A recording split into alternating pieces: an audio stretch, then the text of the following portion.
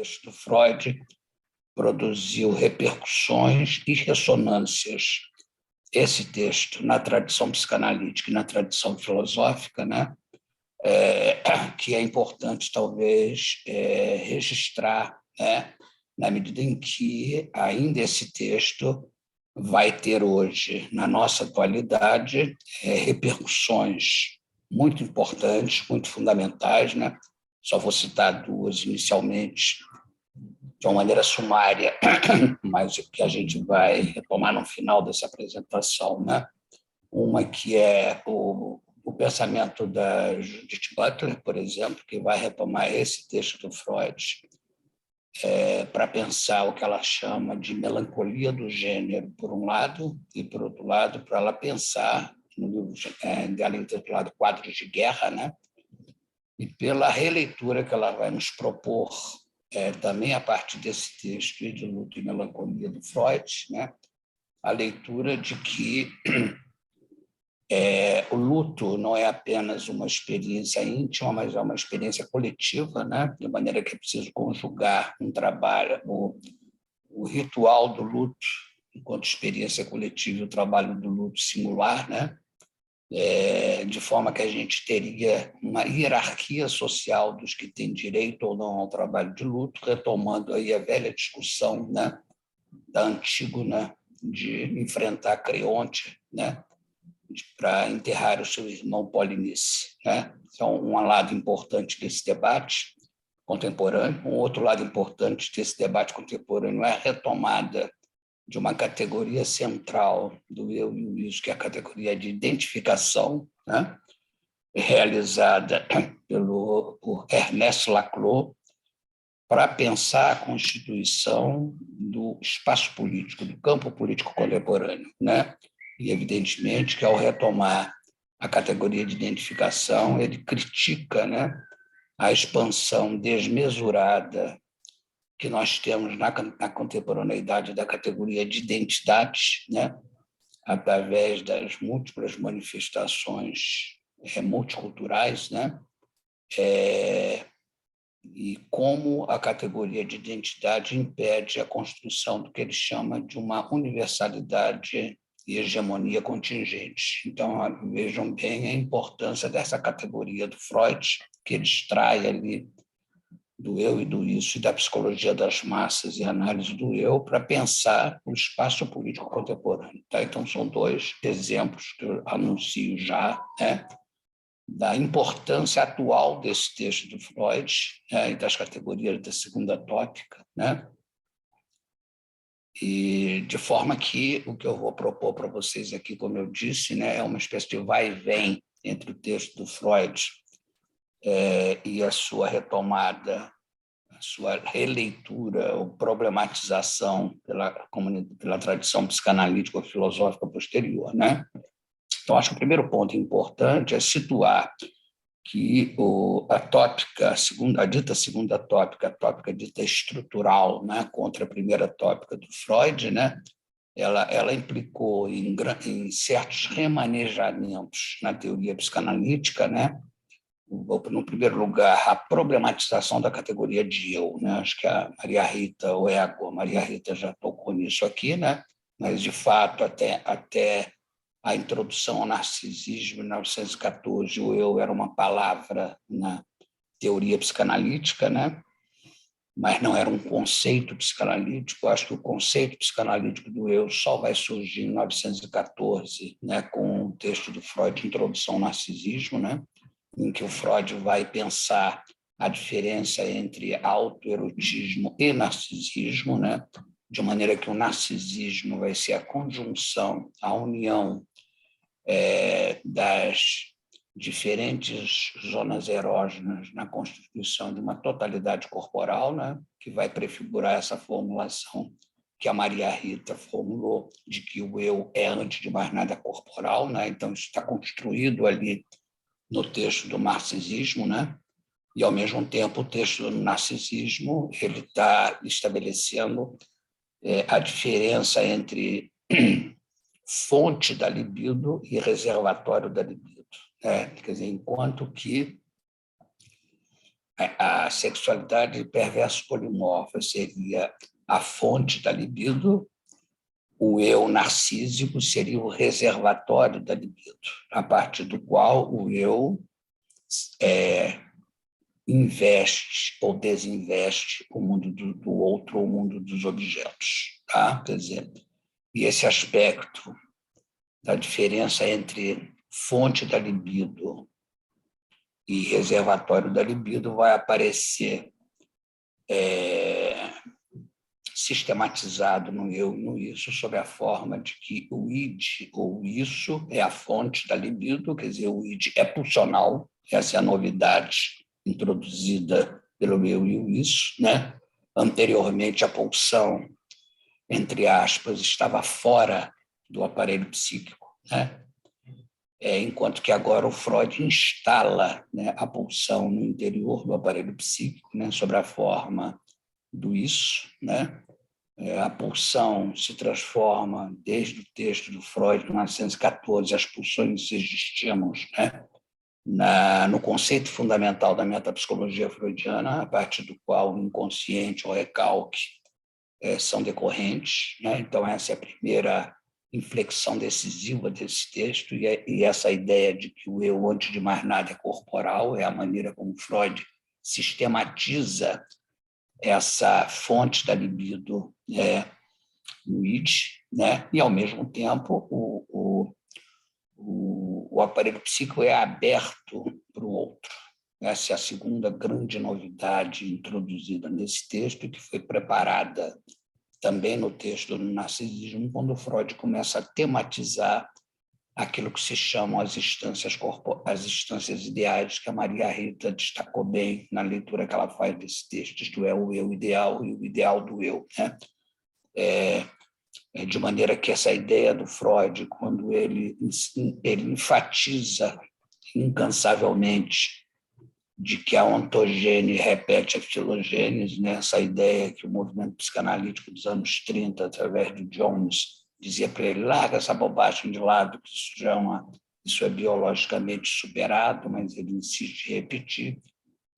O que ele estava repetindo através disso era menos a ideia de uma repetição biológica da filogênese através da ontogênese, do que afirmar que algo nos constitui, que está além da nossa história biopsicossocial. Isto é, alguma coisa nos constitui, que é a relação com o outro, né? Daí a introdução posterior do Lacan da categoria do grande outro, que eu acho bastante importante, né, para dar uma nova perspectiva, né, para essa abertura para o campo do outro, que é inaugurado, rigorosamente falando, esse texto do Freud sobre o eu e o isso, né? Quer dizer, o outro entra no nosso espaço de referência, razão pela qual, isso é muito importante também de ser dito, né?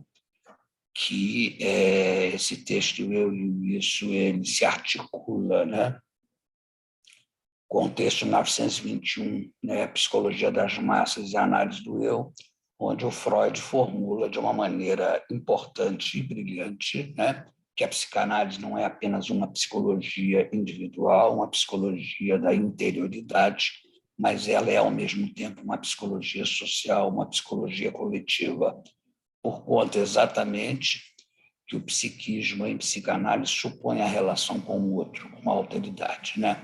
Então, Freud vai situar nesse texto Psicologia das Massas e Análise do Eu, que prepara o desenvolvimento e a sistematização do eu e do isso, né?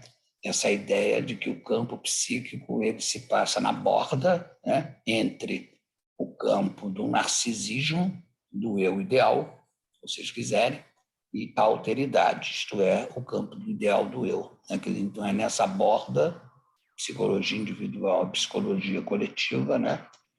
Que nós circulamos, né, psiquicamente, né? Eu acho que é essa ideia importante do Freud de arrancar a psicologia do campo de uma interioridade incomunicável, né? Então, acho que isso aí delineia bem o campo da relação com o outro, e eu acho que o campo da relação com o outro tem também um outro desdobramento que é dado no eu e no isso, que é preparado por um outro texto do Freud, em 1915, intitulado Luto e Melancolia, né? Onde o Freud problematiza, talvez, a categoria central metapsicológica do eu e do isso, que é a categoria de identificação. Né? Então, acho que através da categoria de identificação, Freud tenta descolar a categoria de identidade da categoria de identificação e, ao mesmo tempo, mostrar que a descoberta psicanalítica, a descoberta do inconsciente, né, e a descoberta do descentramento do psíquico em relação ao eu e à consciência. Né? Se até então, na primeira tópica, ele havia demonstrado essa tese em relação à oposição inconsciente-consciência, me parece que, a partir do ensaio sobre o narcisismo e o eu e o isso, o que ele coloca em pauta, né, de uma maneira vigorosa, é que esse descentramento se dá em relação ao campo do eu, em relação ao campo do narcisismo. Né? Então, essa ideia fundamental que aparece através da categoria de identificação por oposição à categoria de identidade, né?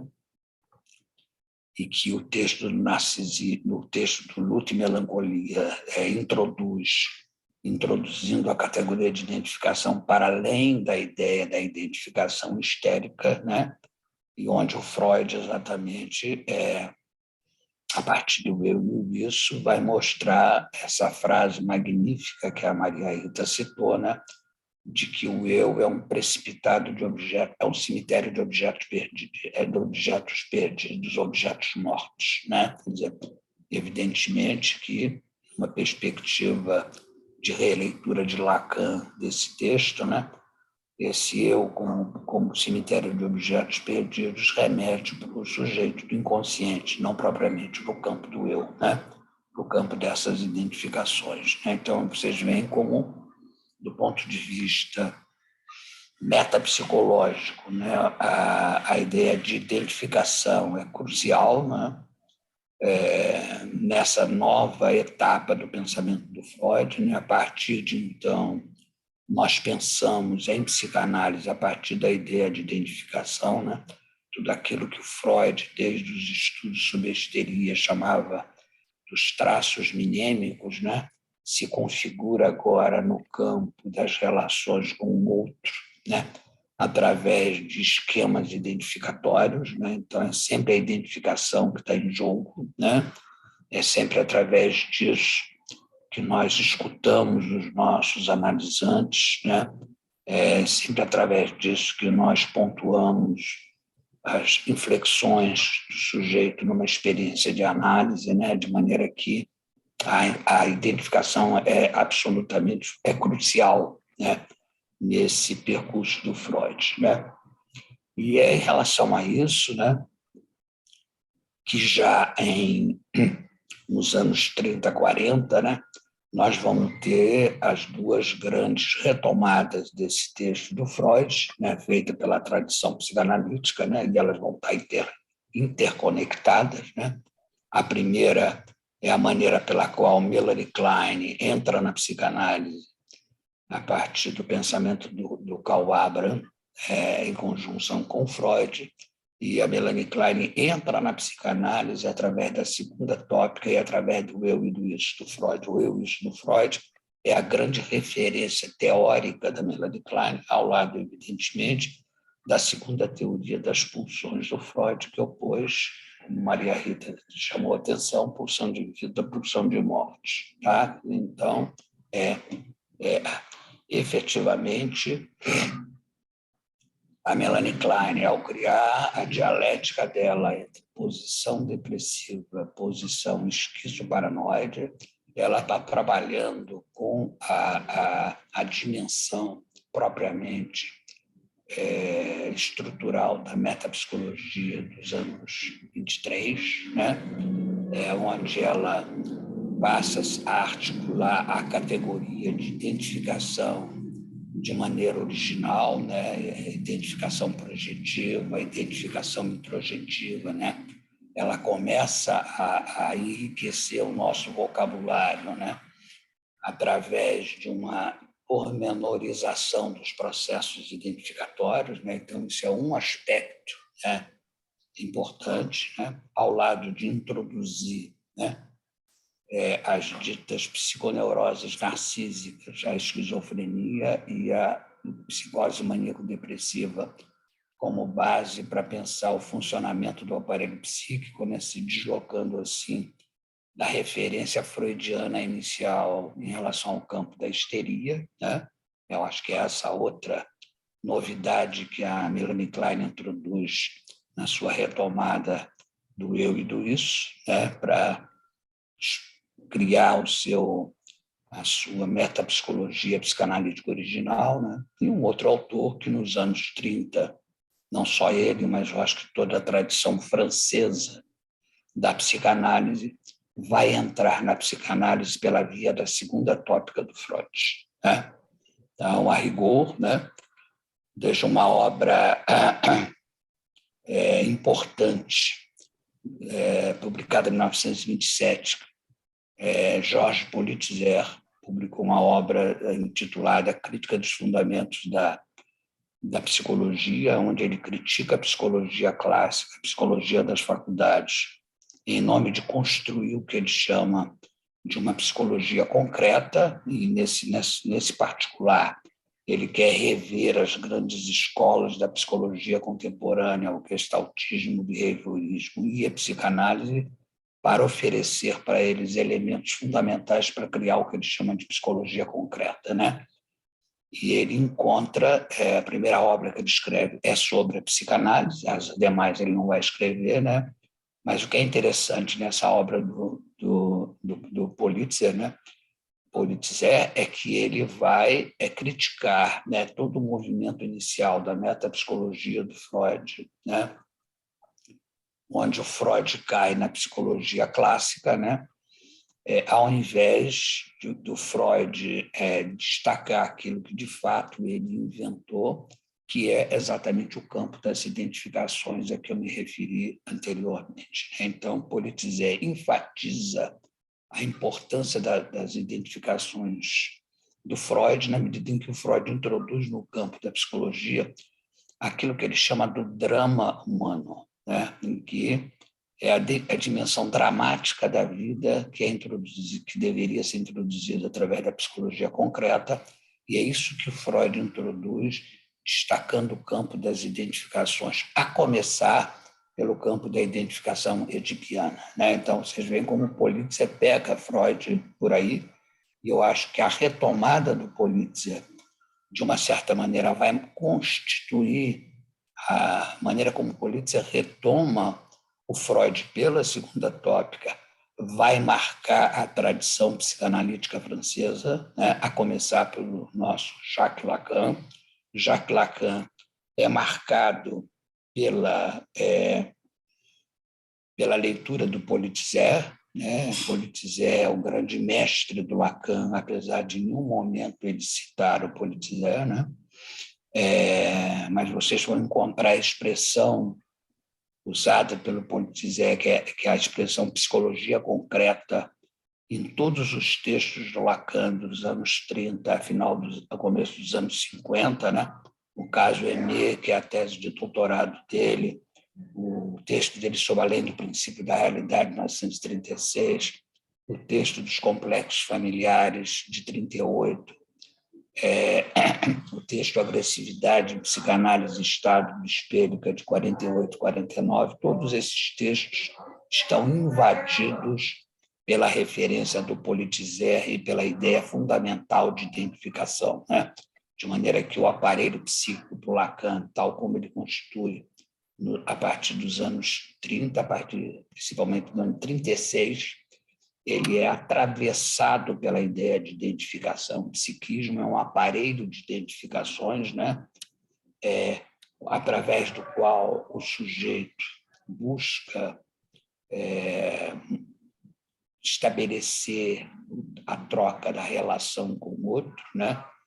E onde é exatamente por conta de que o outro não nos reconhece que nós adoecemos, né? Então, a perspectiva do Lacan retomando essa ideia da identificação numa perspectiva da filosofia do Hegel, né? Que vai falar na ideia de reconhecimento, vai dizer que nós neurotizamos na medida em que o outro não nos reconhece, né?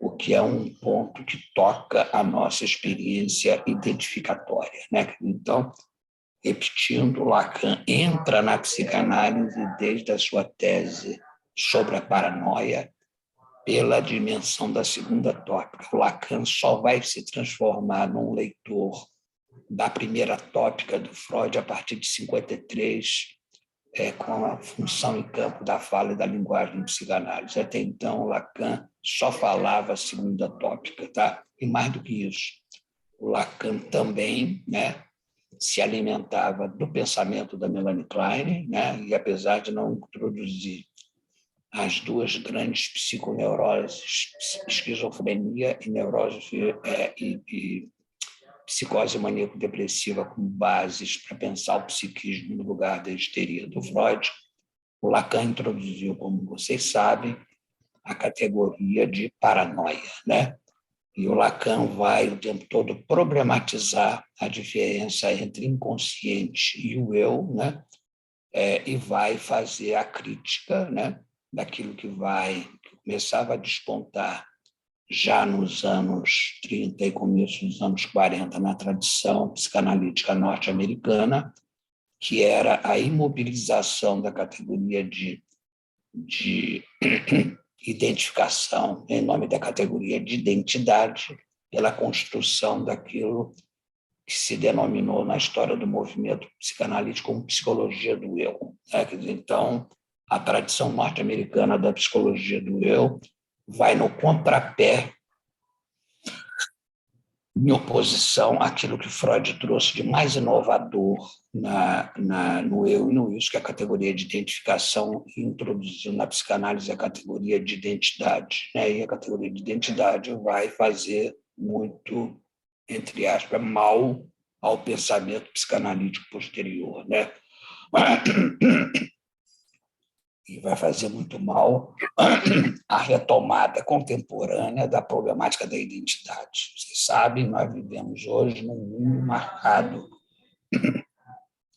pelas lutas identitárias, né? Quer dizer, apesar das lutas identitárias terem sido historicamente importantes, são historicamente importantes para marcar a ênfase a certas questões que eram colocadas de lado quando nós pensávamos as hierarquias sociais apenas do ponto de vista da luta de classes, por exemplo, na tradição marxista clássica, né? A gente esquecia do problema específico das mulheres, a questão específica do gênero, a questão dos homossexuais e dos heterossexuais ou dos transexuais, ou a questão da negritude que se coloca hoje, né? Então, do ponto de vista histórico, ter trazido a questão da identidade através desses movimentos multiculturais foi fundamental, né? Entretanto, ao se estabelecer, ao se fixar na categoria de identidade, se perde o dinamismo da categoria de identificação, que é aquilo, como eu disse inicialmente, Ernest Laclau, através da condição populista e a Chantal Mouffe, como mulher, nas obras contemporâneas que ela escreve, estabelece a necessidade de se criar uma leitura, inserir a categoria do povo no interior do pensamento político através da categoria de identificação, não da categoria de identidade, para a gente pensar a construção de um espaço coletivo marcado por que eles denominam de uma universalidade propriamente contingente, né? Da mesma forma, como eu falei, a Judith Butler traz de volta a questão do luto, né? E nesse sentido, ela vai fazer uma crítica ao Freud no sentido de que existe, né, alguma coisa que se perde numa experiência de luto, né? Que é não só aquilo que eu construí com o outro que se perde, que nós não sabemos exatamente o que a gente está perdendo quando a gente perde o outro, quando o outro morre, ou quando a gente se separa do outro, né? Essa dor que o luto provoca, né? E ela começa a trabalhar essa questão articulando uma categoria, que é a categoria de vulnerabilidade ontológica do ser, que me parece que se articula com aquilo que o Freud denomina de desamparo psíquico, né? Desamparo fundamental, né? No sentido de que nós somos insuficientes,